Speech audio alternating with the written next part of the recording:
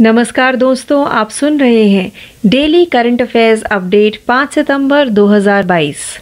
मैं हूं आपकी आरजे प्रियंका और बिना किसी देरी के शुरू करते हैं अपना आज का कार्यक्रम और उसका पहला डेली अपडेट जिसका शीर्षक है महत्वपूर्ण दिन।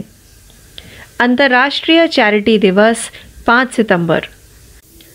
अंतर्राष्ट्रीय चैरिटी दिवस दुनिया भर में सामाजिक जिम्मेदारी को बढ़ाने के उद्देश्य से मनाया जाता है।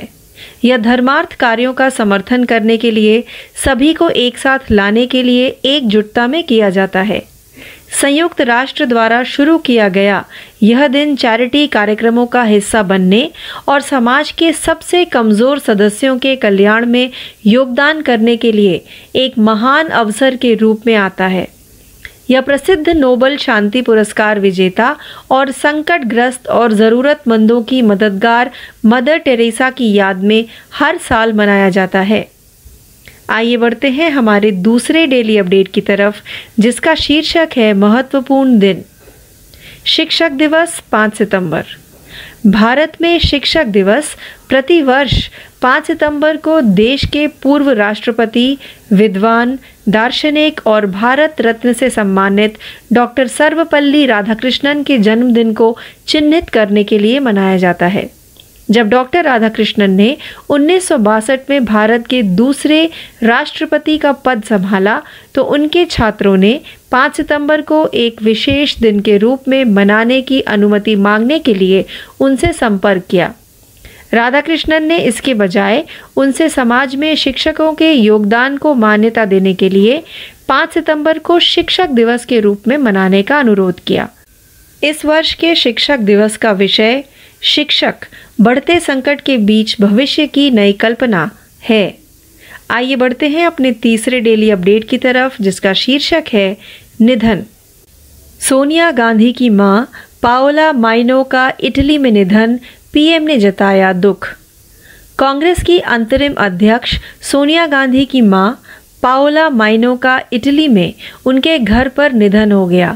पार्टी के संचार प्रभारी महासचिव जयराम रमेश ने बुधवार 31 अगस्त को घोषणा की। प्रधानमंत्री नरेंद्र मोदी ने सोनिया गांधी के प्रति संवेदना व्यक्त की। उन्होंने ट्वीट किया, सोनिया गांधी जी की मां पाओला माइनो के निधन पर मेरी श्रद्धांजलि। ईश्वर उनकी आत्मा को शांति प्रदान करें। शोक की इस घड़ी में मेरी संवेदनाएं पूरे परिवार के साथ हैं। आइए बढ़ते हैं अपने चौथे डेली अपडेट की तरफ जिसका शीर्षक है निधन। भारत के प्रमुख कृषि अर्थशास्त्रियों में से एक अभिजीत सेन का निधन। भारत के प्रमुख कृषि अर्थशास्त्रियों में से एक अभिजीत सेन का 72 वर्ष की आयु में निधन हो गया। अभिजीत सेन योजना आयोग के पूर्व सदस्य थे और ग्रामीण अर्थव्यवस्था पर देश के अग्रणी विशेषज्ञों में से एक थे।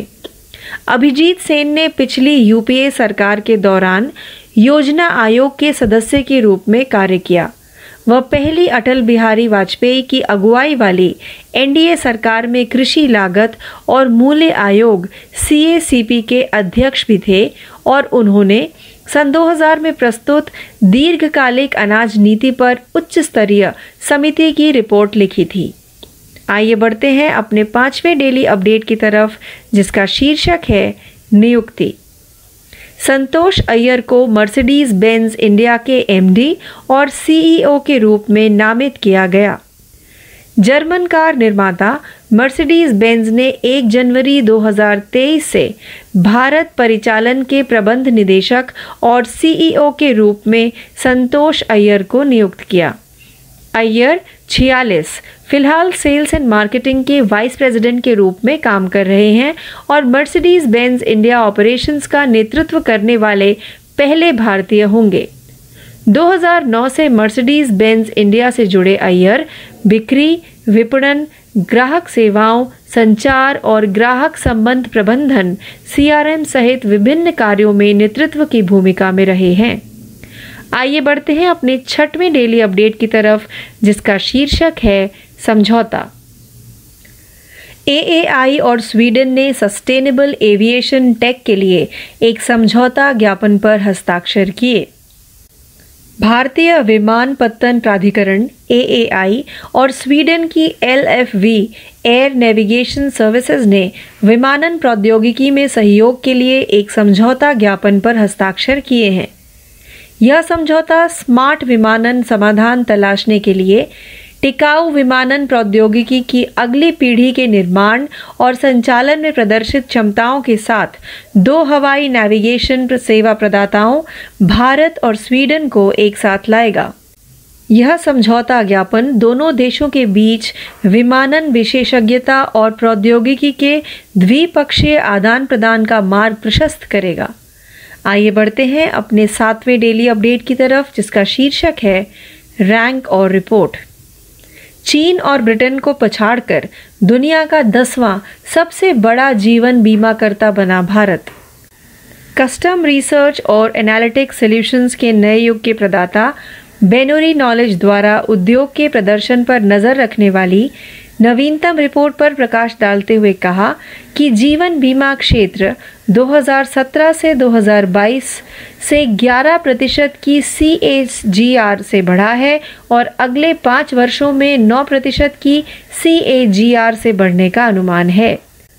रिपोर्ट के निष्कर्ष से पता चलता है कि भारत में जीवन बीमा प्रवेश दर दिसंबर 2019 में 2.8% से बढ़कर दिसंबर 2021 में 3.2% हो गई है, जो लगभग 3.3% के वैश्विक औसत के बराबर है और भारत को चीन और UK से आगे वैश्विक स्तर पर 10वें सबसे बड़ा जीवन बीमा बाजार बनाता है। आइए बढ़ते हैं अपने 8वें डेली अपडेट की तरफ, जिसका शीर्षक है राज्य। पश्चिम बंगाल में खुलेगा दुनिया का सबसे बड़ा धार्मिक स्मारक। दुनिया की सबसे बड़ी धार्मिक इमारतों में से एक भारत में जल्द ही खुलने वाली है। पश्चिम बंगाल के मायापुर में टेम्पल ऑफ वैदिक प्लानिटेरियम खुलने के लिए तैयार है। यह मंदिर वेटिकन में स्थित सेंट पॉल कैथीड्रल और आगरा के ताजमहल से भी बड़ा होगा। मंदिर में कथित तौर पर दुनिया का सबसे बड़ा गुंबद भी होगा और यह international society of Krishna consciousness ISKCON का मुख्यालय है। मंदिर का निर्माण 2010 में शुरू हुआ था और इसका बजट $100 मिलियन है। इसमें करीब 10,000 लोगों के बैठने की क्षमता होगी। आइए बढ़ते हैं अपने 9वें डेली अपडेट की तरफ, जिसका शीर्षक है योजनाएं और समितियां। उत्तराखंड के मुख्यमंत्री ने CM उदीयमान खिलाड़ी उन्नयन योजना का शुभारंभ किया। मुख्यमंत्री पुष्कर सिंह धामी ने राष्ट्रीय खेल दिवस के अवसर पर आयोजित कार्यक्रम में CM उदीयमान खिलाड़ी उन्नयन योजना का शुभारंभ किया।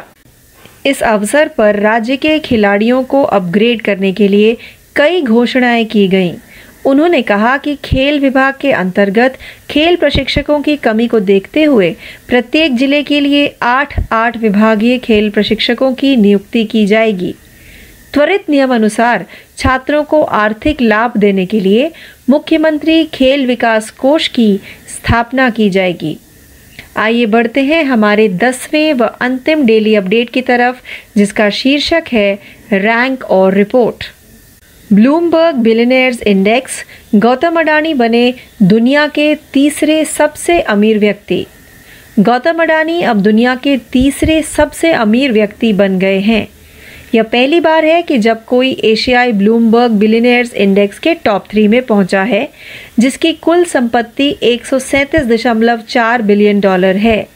वह अब ग्लोबल रैंकिंग में एलन मस्क और जेफ बेजोस से ठीक पीछे हैं।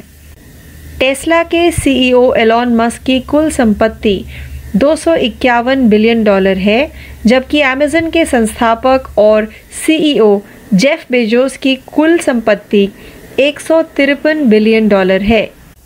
अडानी समूह के सह संस्थापक और अध्यक्ष गौतम अडानी ने ranking business magnate Bernard Arnault को पीछे छोड़ दिया है, जो luxury fashion chain LVMH, Moet Hennessy, Louis Vuitton के सह संस्थापक हैं, जिन्हें आमतौर पर LVMH के नाम से जाना जाता है। तो इस अपडेट के साथ ही हमारा आज का कार्यक्रम डेली करंट अफेयर्स अपडेट 5 सितंबर 2022 यही समाप्त होता है। ज़्यादा जानकारी के लिए जुड़े रहिए। मैं हूं आपकी आरजे प्रियंका। धन्यवाद।